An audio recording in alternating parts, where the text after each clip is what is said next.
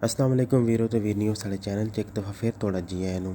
अज मैं तुहाड़े लिए लैके आया आलू मटर का पुलाव, जो कि बनाना बहुत ही आसान है, नहायत सिंपल तो बहुत ही ज़्यादा मज़ेदार बनता है। तो चलो बनाना शुरू करते हैं। सब तो पहले मैं एक कढ़ाई 'ਚ ऑयल लिया। ऑयल ਦੇ ਵਿੱਚ मैं एक मीडियम साइज़ का प्याज शामिल कर देंगा।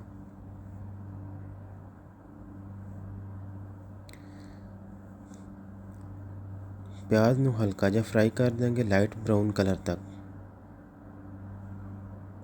ਇਹਦੇ ਵਿੱਚ मैं थोड़े ਜਿਹੇ खड़े मसाले शामिल किए ने, 1.5 इंच दालचीनी, एक लौंग तो एक इलायची शामिल की।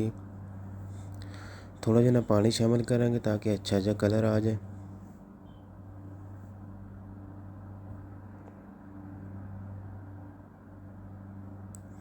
हुण मैं ਇਹਦੇ ਵਿੱਚ 2 हरियां मिर्चां शामिल कर देंगा।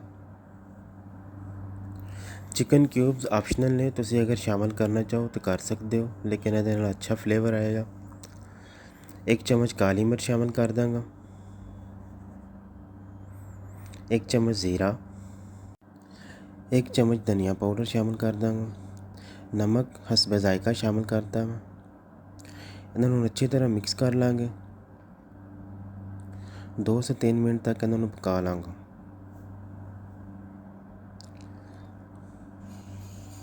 2 तो 3 मिनट बनाई करन तो बाद मैं आलू तो मटर शामिल कर देंगा। आलू मटर भी मैं 2 तो 3 मिनट तक अच्छी तरह पका लाँगा।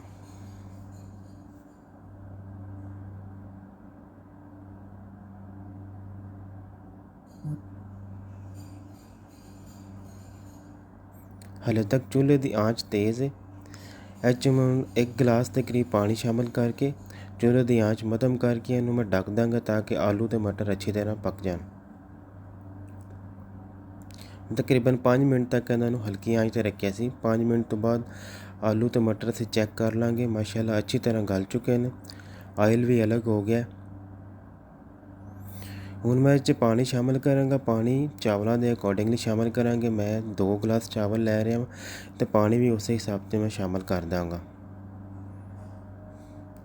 पानी शामिल करने तो बाद इन्हू मैं 2 तो 3 मिनट तक बॉयलिंग वास्ते रख देंगा। पानी बॉयल होने तो बाद उन्होंने अंदर मैं चावल शामिल कर देंगा। चावलों मैं 30 मिनट पहला भिगो के रख लिया सी। मैं 2 गिलास चावल लै रहा हूँ।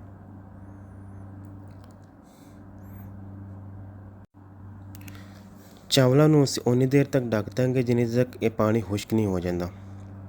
तकरीबन 5 से 6 मिनट तक यह पानी खुश्क हो गया।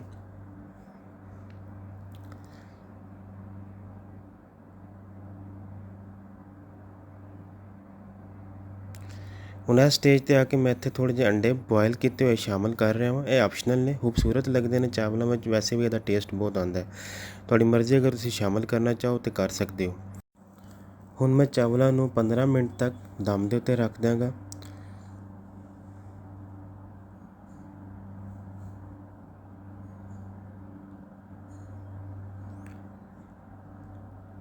पूरे 15 मिनट तो बाद मैं चावलों का दम उठाया तो माशाल्लाह इतनी प्यारी खुशबू आ रही है इस टाइम कि मैं बयान नहीं कर सकता। ट्रस्ट में बहुत ही ज़्यादा मज़ेदार किस्म के चावल तैयार हो गए हैं। एक एक दाना अलग हो रहा है। इन्हां दी खुशबू इस टाइम मेरे पूरे किचन 'ਚ फैली हुई है।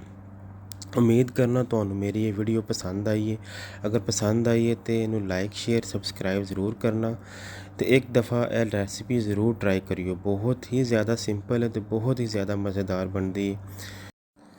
इंशाअल्लाह आप मिलते हैं किसी अगली रेसिपी विच। तब तक अल्लाह हाफिज़।